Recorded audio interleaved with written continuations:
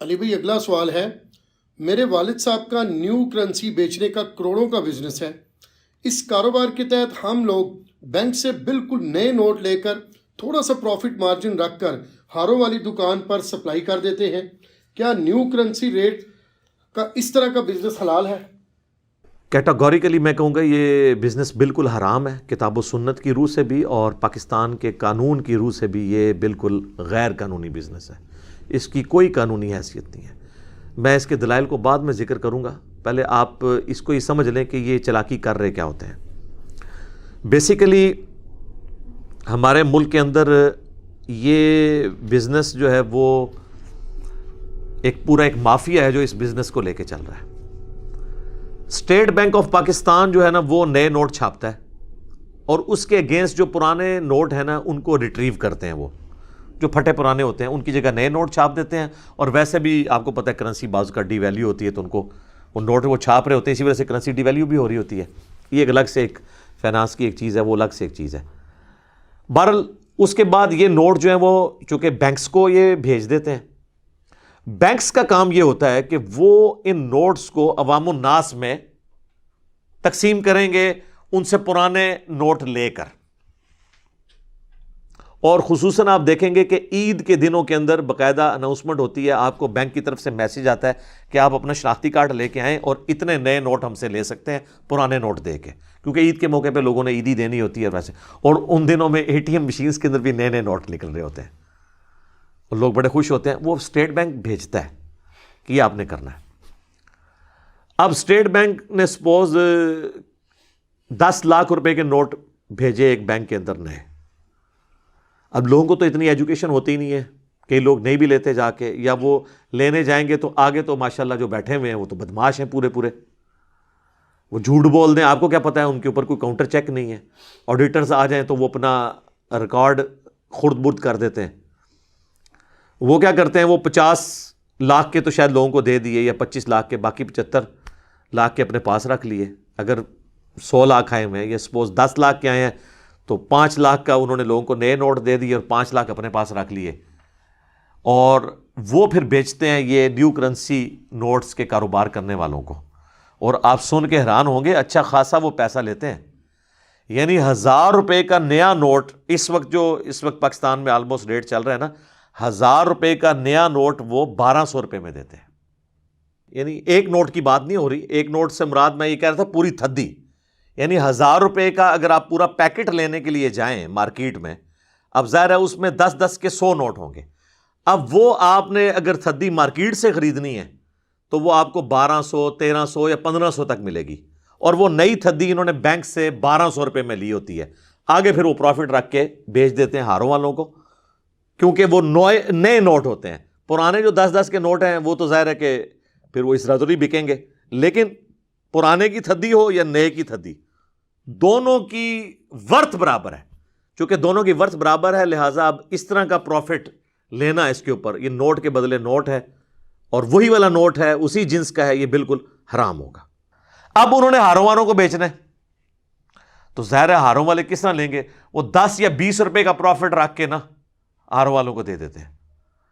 Bank میں جو بیٹھا ہے نا بدماش، اس نے 1000 روپے کے پیچھے 200 روپے کما لیا ہے، نوٹ کے بدلے نوٹ، حالانکہ دونوں نوٹوں کی سیم ویلیو تھی۔ کیا پرانا 1000 کا نوٹ، اس کے اگر 20 کلو آلو آتے ہیں تو نئے نوٹ کے 40 کلو آلو آئیں گے؟ اتنے ہی آئیں گے، ورتھ تو ایک ہے، لیکن وہ اس چیز کا فائدہ اٹھاتے ہیں۔ اب ہاروں والے جو آگے کر رہے ہیں نا کاروبار، وہ تو درست ہے، کیونکہ وہ ویلیو ایڈیشن کر رہے ہیں، کموڈٹی انوالو ہوگی۔ انہوں نے نیا نوٹ لیا، اس کو مینیجیبل فارم میں رکھ کے خوبصورت ہار بنائے، تو ظاہر ان کی محنت لگی ہے، سٹیپلر کیا ہے، ایک نوٹ کو موڑا ہے، پھر اس کو ایک مینیجیبل فارم میں انہوں نے ویلیو ایڈیشن کی ہے اور وہ ایک کموڈٹی بن کے سامنے آ گئی ہے۔ اب وہاں سے اگر آپ 10,000 روپے کے نوٹوں کا ہار اگر آپ لے لیتے ہیں 12 یا 13,000 روپے کا، تو آپ ان کو یہ نہیں کہہ سکتے کہ اس میں نوٹ تو لگے ہوئے ہیں 10,000 کے، تم کیوں مجھے 15,000 کا یا یہ 13,000 کا دے رہے ہو؟ اس لیے کہ باقی ان کی وہ محنت ہے۔ باقی گورنمنٹ کا یہ کام ہے کہ ہاروں والوں کو بھی ان 2 نمبر لوگوں کے طریقے سے نہ کہ ان کو کوئی لائسنس یہ جاری کر دیں کہ وہ جا کے ڈائریکٹ بینک سے لے لیں کہ ان کا یہ کاروبار ہے۔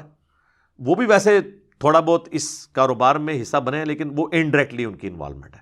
ٹریک جو انوالو ہے نا وہ یہ لوگ ہیں جو بینک میں بیٹھے ہوئے ملازمین کو, آفیسرز کو حرام خوری کروا رہے ہیں. یہ ان کے اعلی کار بنے ہوئے ہیں, سہولت کار بنے ہوئے ہیں. تو اس طریقے سے یہ معاملات کو لے کے چل رہے ہوتے ہیں. تو یہ کاروبار تو بالکل حرام ہے, کیونکہ یہ نوٹ کے بدلے نوٹ ہے اور دونوں کی ورتھ ایک ہے, اس کے باوجود پیسے لیے جا رہے ہیں. اگر دونوں نوٹوں کی ورتھ ایک جیسی نہ ہو پھر کوئی حرج نہیں. مثلا کوئی ڈالر دے کے $1 دے کے 158 روپے لیتا ہے, تو آپ اس کو یہ نہیں کہیں گے کہ ڈالر تو ایک دیا ہے تو روپیہ ایک کیوں نہیں لیا, اس لیے کہ ان کی دونوں کی ورتھ ڈیفرنٹ ہے, دنیا میں بھی ڈیفرنٹ ہے. $1 کی جتنی چیزیں آتی ہیں 158 روپے کی اتنی چیزیں آئیں گی, 1 روپے کی نہیں. لیکن یہاں پہ اگر کوئی 1000 کا پرانا نوٹ دے رہا ہے اور اس کے بدلے 1000 کا نیا نوٹ لے رہا ہے, تو دونوں سے چیز تو ایک جیسی آپ خرید سکتے ہیں, دونوں کی ورتھ ایک ہے. یہ تو نہیں 158 روپے کے آپ پرانے نوٹ لے کے جائیں تو آپ کو $1 کی بجائے آدھا ڈالر ملے گا, اور جو نئے نوٹ لے کے جائے گا اسے پورا ڈالر ملے گا. ایسے تو نہیں ہوگا, ورتھ تو ایک ہے. تو یہ دونوں الگ چیزیں ہیں. اب یہ تو ٹوٹلی ایک فراڈ کے اوپر کام چل رہا ہے. اب کتاب و سنت کے دلائل کے اوپر میں آتا ہوں, لیکن اس سے پہلے ایک اور چیز میں آپ کو کلیئر کر دوں ٹیکنیکلی. کرنسی نوٹس کا جو یہ سلسلہ شروع ہوا نا, یہ بیسیکلی خود بہت بڑی سازش ہے یہودیوں کی, گولڈ کو اپنے قبضے میں کرنے کی. آپ کو پتا ہے کہ آج سے کچھ عرصہ پہلے تک, آپ آلموسٹ 200-300 سال پہلے چلے جائیں, پوری انسانی ہسٹری کے اندر کرنسی نوٹ ایگزسٹ نہیں کرتے تھے. یا بارٹر سسٹم ہوتا تھا, یعنی اشیاء کے بدلے اشیاء. یعنی آج کے دور میں آپ سمجھ لیں کہ کوئی شخص جاتا تھا تندور والے کے پاس اور اسے کہتا تھا 1 کلو دودھ لے لو اور مجھے 10 روٹیاں دے دو. آج کے دور میں نے ذرا قریب قریب بات کی, کیونکہ 1 کلو 100 روپے کا آلموسٹ ریٹ ہے, تو اور روٹی 10 روپے کی ہے. لیکن کرنسی نوٹ نہیں ہوتے تھے, وہ کہتے تھے 1 کلو دودھ لے لو, 10 روٹیاں دے دو, یا اتنا مجھے گندم یا آٹا دے دو. اسے کہتے ہیں بارٹر سسٹم, یعنی اجناس کے رد و بدل کے ساتھ. اور ایک اور سسٹم تھا جو کرنسی نوٹ کا نہیں تھا لیکن کرنسی کا سسٹم تھا, اور وہ تھا سونے اور چاندی کے سکے. سونے اور چاندی کے جو سکے ہوا کرتے تھے نا, ان کی اپنی ورتھ ہوتی تھی, ان کی فیس ویلیو اور ان کی انٹرنسک ویلیو سیم ہوتی تھی. یعنی اگر گولڈ کے سکے کے اوپر لکھا ہے نا کہ یہ 1 سونے کا دینار ہے اور اس کا اتنا وزن ہے, وہ دنیا کے کسی حصے میں چلے جائیں سونے کا اس وزن کے اگینسٹ اسی حساب سے چیزیں آپ کو مل جاتی تھی. تو اسے کہتے ہیں فیس ویلیو, اور انٹرنسک چھپی ہوئی ویلیو بھی وہی ہوتی تھی اس کی. جس طرح آج ہمارے نوٹ کی فیس ویلیو کچھ بھی نہیں ہے, انٹرنسک ویلیو ہے چھپی ہوئی. فیس ویلیو کیا ہے؟ یہ جو 5000 روپے کا نوٹ ہے, اس کی اپنی ویلیو کیا ہے؟ یہ کاغذ ہے جس کے اوپر ایک پرنٹنگ ہوئی ہوئی ہے. دنیا میں کہیں لے جائیں, اگر یہ پاکستان کی گارنٹی پیچھے اسٹیٹ بینک کی نہ ہو, آپ سے کوئی بھی نہیں ہے کاغذ کا ٹکڑا لے گا. عام کاغذ کے ٹکڑے, اس میں کوئی فرق نہیں ہے, اس کی فیس ویلیو 0 ہے. لیکن انٹرنسک ویلیو, اس میں چھپی ہوئی ویلیو یہ ہے کہ اس کے اوپر لکھا ہوا ہے حکومت پاکستان کی ضمانت سے شائع ہوا ہے یا جاری ہوا ہے, اور نیچے لکھا ہوتا ہے حامل حاضہ کو مطالبہ پر ادا کرے گا. یہ نوٹ کو کبھی آپ غور سے پڑھیں, اس میں لکھا ہوتا ہے یعنی حامل حاضہ جو اسے پوزیس کیے ہوئے ہیں نوٹ کو, اسے مطالبہ پر اسٹیٹ بینک ادا کرے گا اتنا سونا. اس سونے کی ویلیو ہے جو اسٹیٹ بینک نے اس 5000 کے عوض اپنے پاس رکھا ہوا ہے, یہ اس سونے کا سرٹیفکیٹ ہے. اور گارنٹی کس کی ہے؟ اسٹیٹ بینک کی. ویسے اب تو سونا اتنا ان کے پاس ہے ہی نہیں ہے, شروع میں تو تھا جب یہ سسٹم نیا شروع ہوا. اب اس سازش میں خصوصاً دوسری جنگ عظیم کے بعد پوری دنیا کا سونا جو ہے نا وہ امریکہ شفٹ ہونا شروع ہو گیا, کیونکہ آپ کو پتہ ہے وہ دنیا میں سپر پاور پہلے گریٹ برٹن تھی اور پھر امریکہ بن گئی. سارا سونا انہوں نے پوری دنیا سے لیا اس کے اگینسٹ ڈالر کو. آج یہ حالت ہے کہ ڈالر کے اگینسٹ سونے کی ویلیو نکلتی ہے, سونا نہیں ڈالر کی ویلیو نکالتا. اتنی مضبوط ہو چکا ہے ڈالر.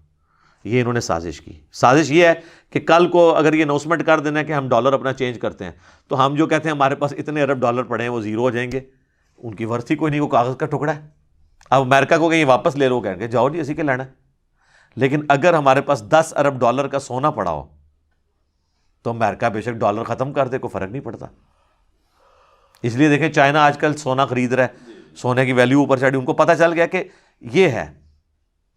تو یہ جو کرنسی والا سسٹم ہوتا تھا نا, اس کو کرنسی نوٹ میں انہوں نے بدل دیا کہ جی آپ سے تو سونا چوری ہو سکتا ہے, آپ ہمارے پاس رکھوائیں, ہم آپ کو سرٹیفکیٹ دیتے ہیں. اور کرتے کرتے یہ نوٹ کی ایک شکل جاری ہو گئی جو آج آپ بھگت رہے ہیں. اس لیے میرا یہ موقف ہے کہ اگر آپ نے آج سے 10 سال پہلے کسی سے 10 لاکھ روپے قرضہ لیا ہے نا اور اب واپس کر رہے ہیں, تو سونے کے ریٹ کے اعتبار سے جو بڑا ہے اس حساب سے واپس کریں گے. یہ تو بڑا ظلم ہے, پیسہ تو ڈی ویلیو ہو جاتا ہے. اور اب بھی آپ کسی کو قرض دیں تو سونے کے اعتبار سے دیں, وہ ڈی ویلیو نہیں ہوگا. اکثر لوگ پوچھتے ہیں نہیں ہم بینک میں پیسہ نہیں رکھوا سکتے, پیسہ تو ڈی ویلیو ہو جائے گا, اگر ہم سیونگ اکاؤنٹ میں نہیں رکھوائیں گے پروفٹ نہیں ملے گا. تو ڈی ویلیو ہونے سے بچانے کا آسان طریقہ, آپ اتنا سونا لے کے, سونے کا بسکٹ لے کے, بلکہ بسکٹ سے بھی چھوٹا آپ کو ملے, آپ 1 تولہ سونا بھی آپ مارکیٹ سے خرید کے اپنے پاس رکھ سکتے ہیں. سال بعد وہ جو 1 تولہ اگر 1 لاکھ روپے کا تھا نا, لاکھ روپے آپ کے گھر پڑا ہوتا تو وہ تو ہو جائے گا 80,000. لیکن وہ جو سونا آپ نے 1 لاکھ روپے کا لے کے رکھا ہوا ہے وہ کیا ہو جائے گا, وہ 1,20,000 ہو سکتا ہے, بعض کا 1.5 لاکھ تک پہنچ جائے. تو اس لیے پیسہ ڈی ویلیو ہو جاتا ہے لیکن سونا ڈی ویلیو نہیں ہوتا. تو یہ میں آپ کو ایک مدنی نسخے بھی بتا رہا ہوں, ٹوٹکے بھی بتا رہا ہوں ساتھ ساتھ.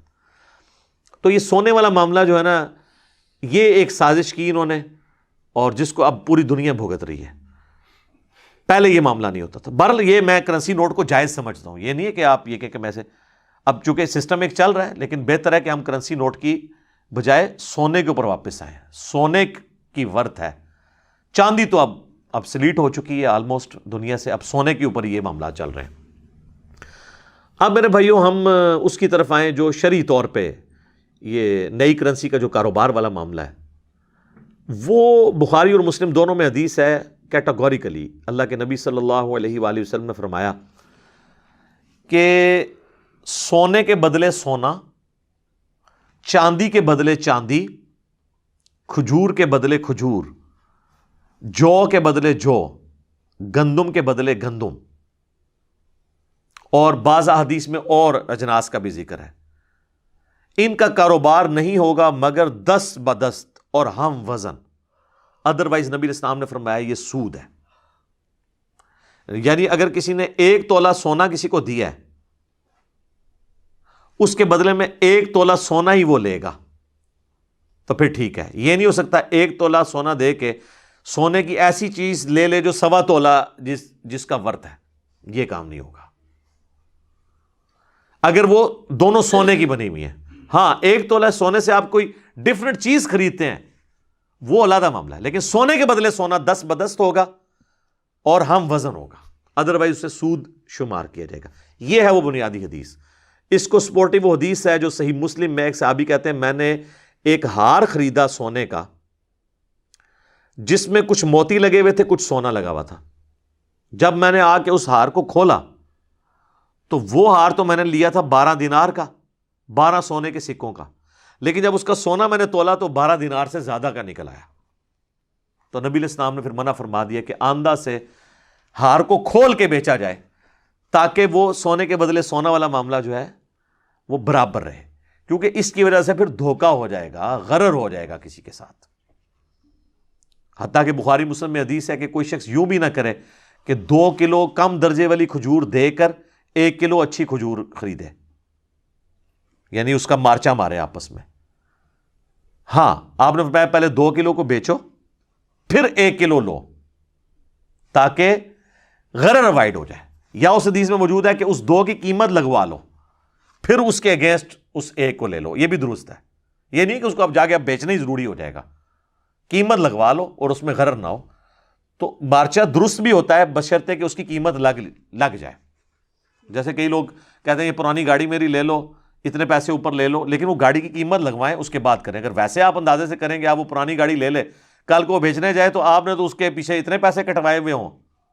یہاں پہ بھی لوگوں کئی بار بلڈنگ بیچتے ہیں اور کہتے ہیں جی اتنے کروڑ تو مجھ سے لے لو اور اتنے کروڑ کے میرے پلاٹ ہیں فلاں ہاؤسنگ اسکیم کے اندر, وہ لے لو. وہ جو ہاؤسنگ اسکیم نے تمہیں جتنے کروڑ دے رہا ہے ویچن جاؤ گے اتنے کروڑ نہیں وک دے, وہ غرر کر رہا ہے, دھوکہ دے رہا ہے. ہاں اس کی قیمت لگوائے, اتھینٹک لوگوں سے لگوائے پھر ٹھیک ہے, اور قیمت وہ ہوگی جب آپ بیچنے جائیں آپ کو قیمت مل رہی ہے وہ قیمت ہے. تو اس وجہ سے غرر کو اوائڈ کرنے کے لیے قبضے میں مال لینا ضروری ہے. نبی علیہ السلام نے اس کا بھی حکم فرمایا ہے کہ قبضے میں مال لے کر پھر آگے آپ نے بیچنا ہے. اس کے پیچھے غرر کو، دھوکے کو اوائڈ کرنا ہے. اور اگر غرر نہ ہو تو آپ قبضے میں لینا ضروری نہیں. بعض سلفی علماء بیچاروں کو سمجھ نہیں ہے، وہ کہتے ہیں نہیں قبضے میں ضروری ہے. آج کل تو سب کچھ بغیر قبضے کے ہو رہا ہے میرے بھائی. ایون ٹرانزیکشنز ہماری سافٹ ہو رہی ہیں. ہم نے پیسہ فزیکلی قبضہ نہیں کیا ہوتا، دوسری جگہ بینک سے بینک میں ٹرانسفر ہو جاتا ہے. سپوز میں یہاں پہ بہت بڑا یونیلیور کا اگر ڈیلر ہوں اور میں کراچی سے سامان یونیلیور کا منگواتا ہوں اور میں نے منگوا کے یہاں سے پشاور بھیجنا ہے اور مجھے یہاں سے پشاور بھیجنے میں دوبارہ اس کا کوئی خرچہ ہوگا، میں ڈائریکٹ یونیلیور کو بکنگ کرواتا ہوں کہ پشاور کی فلاں دکان پہ جو ہے وہ ڈالڈا کے اتنے ڈبے بھیج دو، لائف بوائے کے اتنے صابن بھیج دو، لکس کے اتنے بھیج دو، ٹھیک ہے جی، سپریم اتنی بھیج دو. اب میں نے تو قبضہ نہیں کیا، لیکن اس میں غرر نہیں ہے. کیوں؟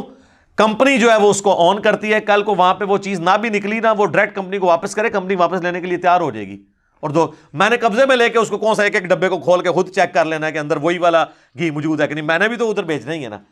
تو اس میں قبضہ یہ نہیں ہے کہ وہ اس قبضے کو فزیکلی قبضہ اس سے مراد ہے کہ وہ ضروری ہے، وہ غرر کو اوائڈ کرنے کے لیے تھا. یہ میں نے اس حوالے سے میرے ایک یوٹیوب پہ ویڈیو بھی ہے حلال اور حرام کاروبار کے حوالے سے، اس میں میں نے اور بھی کافی ساری چیزیں ڈسکس کی ہیں، وہ آپ دیکھ سکتے ہیں. میں اس میں چونکہ ضمن یہ چیز تھا کہ نبی علیہ السلام نے سونے کے بدلے، اس کے تحت سونے کے بدلے سونا، تو اس کا پھر اس میں یہ امپلائڈ ہے کہ روپے کے بدلے روپے کی بھی لین دین نہیں ہوگی مگر ایکول. ڈالر کے بدلے ڈالر مگر ایکول. یہ نہیں کہ ڈالر کا پرانا نوٹ جو ہے وہ $1.25 کا ہوگا، $1 کا ہوگا، اور جو نیا نوٹ ہے وہ $1.25 کا ہوگا. وہ سود ہو جائے گا، وہ غلط ہو جائے گا. ہاں ڈالر کے بدلے روپیہ لیں وہ بالکل درست ہوگا کیونکہ دونوں کی ورتھ ڈیفرنٹ ہے. اور اس کی بنیاد یہ حدیث ہے. اس کو سپورٹیو ایک اور حدیث ہے جس سے آپ کے ذرا 14 طبق روشن ہوں گے، لیکن وہ بنو امیہ کے جو خدمت گزار ہیں ان سے معذرت کے ساتھ. اب چونکہ یہ حدیث تو موجود ہے صحیح مسلم میں اس کو اوائڈ تو نہیں کر سکتا تھا.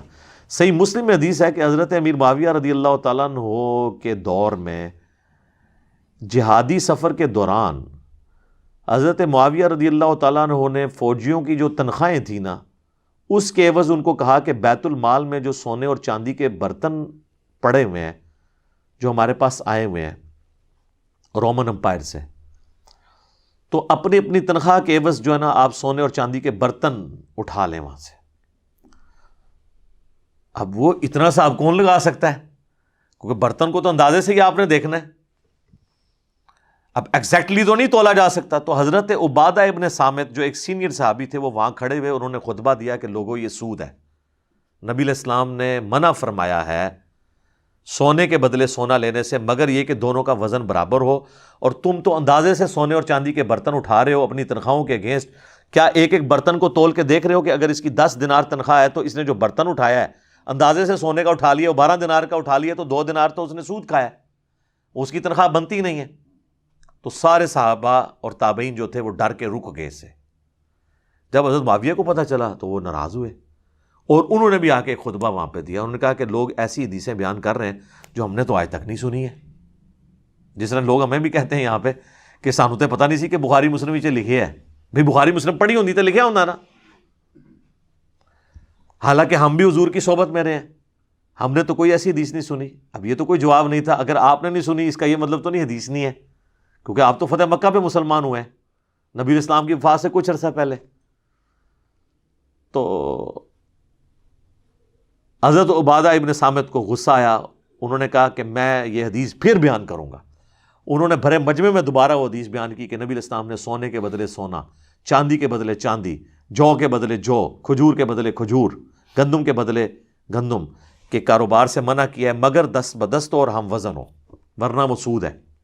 اور پھر انہوں نے کہا کہ خواہ معاویہ کی ناک خاک آلود ہو، خواہ مجھے ایک اندھیری رات میں اکیلا اس کے لشکر سے الگ ہونا پڑے جنگلوں میں بھی، میں یہ تو گوارا کر لوں گا، لیکن یہ گوارا نہیں کروں گا کہ جو کچھ میں نے رسول اللہ سے سنا ہے وہ میں لوگوں میں بیان نہ کروں صلی اللہ علیہ وآلہ وسلم.